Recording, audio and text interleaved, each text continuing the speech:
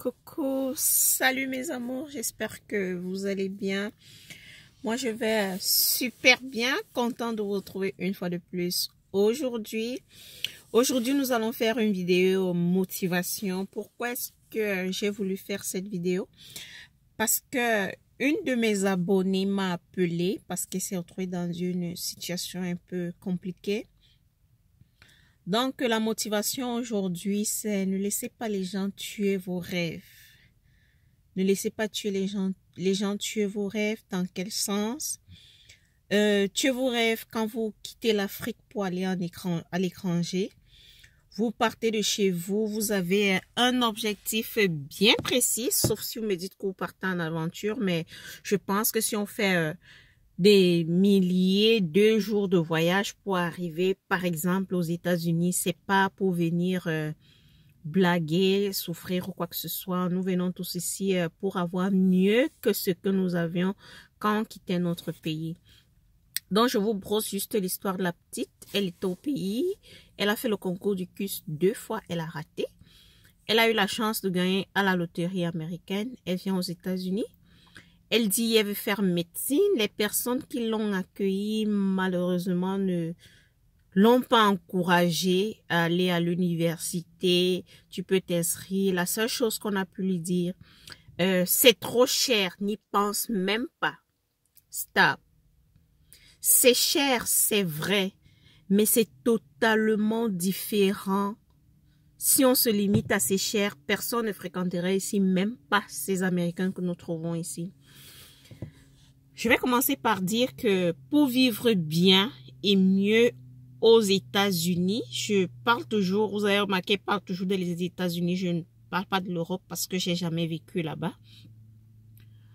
Je parle des États-Unis. Pour vivre bien aux États-Unis et paisible, mon ami, quand tu arrives, c'est un système, surtout nous qui sortons du système francophone, on n'accepte pas directement nos diplômes ici. Ils veulent que nous fassions d'abord une base en anglais, l'équivalent de nos diplômes, et jamais tu n'es placé à la hauteur de ce que tu as apporté. Donc, les cas sont rares. C'est vrai, les enseignants, ils parviennent à enseigner après un certain temps d'anglais, de sociologie, psychologie au collège. Mais pour vivre, comme je disais, pour vivre à l'aise, pour vivre bien aux États-Unis, il faut aller à l'école. Aller à l'école, pourquoi? Quand on arrive, les États-Unis, c'est un système capitaliste. Ici, l'Américain contrôle uniquement ce qui entre. Peu importe comment tu te sens, peu importe si tu te sens pas bien, peu importe si tu n'as pas la force de venir. Et ici, c'est sans discuter. Tu fais 3 jours sans aller au boulot, sans appeler rien, tu es renvoyé. Hein? Tu es renvoyé. Donc, c'est pour dire que ici, tu dois juste travailler. Et pour ne pas devenir esclave, pour ne pas vivre des autres, tu dois aller à l'école. Dans quel sens? Il y a beaucoup de petits boulots ici, comme on les appelle. En fait, quand on dit petits boulots, en fait, je me dis, ils ont créé ces boulots pour des étudiants afin de pouvoir subvenir à leurs propres besoins du genre. Tu travailles dans un restaurant, tu travailles dans un centre commercial, dans une boutique où ils appellent ça store, l'anglais et le français, là, ils commencent à mélanger tout. Bon, ce qu'on appelle prêt-à-porter au pays, oui. Tu peux travailler dans ce genre de truc, tu peux travailler dans une boulangerie, dans un restaurant. C'est ce qui englobe les petits boulots. Mes amis, nous quittons l'Afrique pour venir rester ici et faire ce genre de boulot, alors que nous avons une cervelle bien pleine. La loterie américaine, elle est sélective. Si on doit dire, quand elle dit sélective, c'est dans le sens où si tu n'as pas le bac, tu ne peux même pas passer par tu ne peux pas avoir ton visa. La base, c'est avoir le bac. Et tu as eu la jugeote, tu as eu toute la chance, toute l'intelligence d'avoir le bac au Cameroun. Et tu arrives ici, tu viens rester, que tu deviens vendeur de vêtements. Si c'est ton propre magasin, oui, il n'y a pas de problème. Là, tu es un bon businessman et tu gagnes ta vie tranquille, tu es le boss. Mais pour vivre à l'aise dans le sens où je prends l'exemple, tu vas au boulot le matin, tu rentres 16h, 17h, 15h, tu es tranquille chez toi, tu as ton week-end en famille, tu peux faire des balades avec tes enfants et tout. Par contre, quand tu fais ces petits boulots, entre parenthèses, t'as pas ton week-end, tu n'es pas, t'as pas ton week-end, avoir des vacances, c'est un problème. Donc, c'est pour prendre l'exemple que l'école coûte cher aux États-Unis, mais ils ont un système où moi je trouve bien. Je pense que c'est parce qu'au Canada, c'est la même chose, je pense. Pas que je pense, c'est la même chose. Tu vas à l'école, l'État subventionne en fonction de tes moyens. On regarde ton boulot, ce que tu gagnes à l'année. À partir de ça, l'État te fournit une aide que tu ne rembourses pas et il y a une autre aide que tu devras rembourser. Mais quand tu auras fini ce que tu fais comme formation et tu auras commencé à travailler, là, tu signes un contrat avec l'État où on va couper tel montant chaque mois dans ton salaire. Mes amis, dites-moi, ça, c'est pas encourager les gens à aller à l'école. Donc, moi, en faisant cette vidéo, je disais, c'est vrai comme un ami a dit, il vit en Suisse, il disait quand il est arrivé, la neige a lavé son cerveau, mais n'a pas tout lavé. Ça, c'est pertinent. La neige a lavé son cerveau dans le sens où, mon premier dîner sera au pied de la tour Eiffel. Ça, la neige a lavé parce que c'est un rêve que nous nous fixons tous. Ah, quand je vais arriver, je vais aller à la Maison Blanche, voir la Maison Blanche, me filmer. Je vais aller à New York, voir la Statue de la Liberté. Donc, tu penses que tu vas faire tout ça en moins d'1 an. Quand la neige arrive là, les réalités du terrain arrivent, ça te lave le cerveau, mais ça ne te lave pas une chose. Qu'est-ce que je suis venu faire ici? Qu'est-ce que je veux avoir comme futur dans ce pays?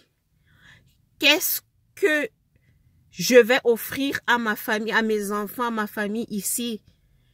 Même si tu laisses la famille, pose la question, qu'est-ce que je veux m'offrir à moi dans ce pays? Si je veux te contenter avoir ces petits boulots, et ces petits boulots, si tu peux pas vraiment t'en sortir, il faut voir comment ils coupent partout. Cela a 2 boulots pour pouvoir subvenir à ses besoins. Et tu viens pour un début où tu n'as pas encore, oui, on se lance tous dans ces boulots-là parce que tu vas pas bien croiser les bras et juste aller faire les cours d'anglais.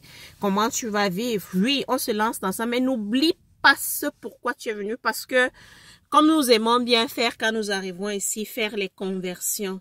Tu vas voir, tu dis, ah, on me paye 10 $ à l'heure. Tu convertis, tu dis 10 $, c'est 5000 francs CFA Cameroun. Après, tu dis, ah, j'ai 500 000 le mois. Tu oublies que les 500 000 francs là, tu n'es pas au Cameroun. Les 500 000 francs aux États-Unis déjà, pour les quartiers vraiment à bas niveau, c'est le loyer. C'est le loyer. Donc, tu vas venir, tu te contentes de ça que, ah, j'ai 500 000. Tu vas être esclave ici. Tu vas courir à gauche et à droite sans sommeil. Rien à faire, tu vis dehors. Comme je demande souvent, le loyer que tu payes même, c'est pourquoi.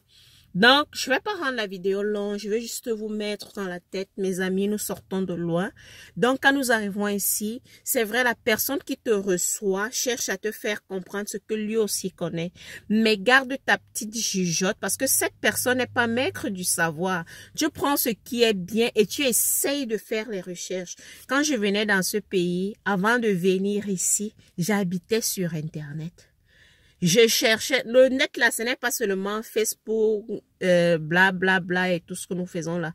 J'allais sur Internet, je passais des journées à faire des recherches. Qu'est-ce qu'il faut avant de vivre? Je suis surpris, des gens viennent ici, leurs diplômes sont en français. Quand tu venais ici, tu n'as pas essayé de comprendre que, mais où je vais là?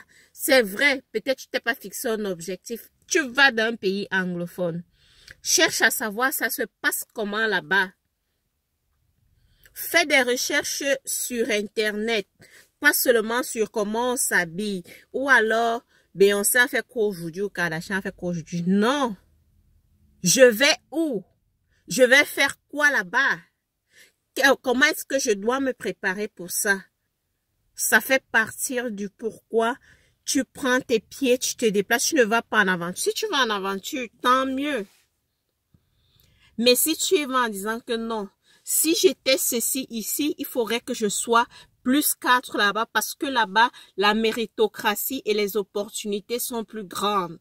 Donc, mes amis, venez, on nous reçoit soin ici, on nous apprend des choses, prenons ce qui est bon et essayons de chercher encore plus, causons avec d'autres personnes pour essayer de comprendre vraiment. D'autres vont arriver, nous on a eu la chance, on a eu des personnes qui nous ont bien guidés, qui nous ont dit quoi faire, ce qui est bon, ce qui n'est pas bon.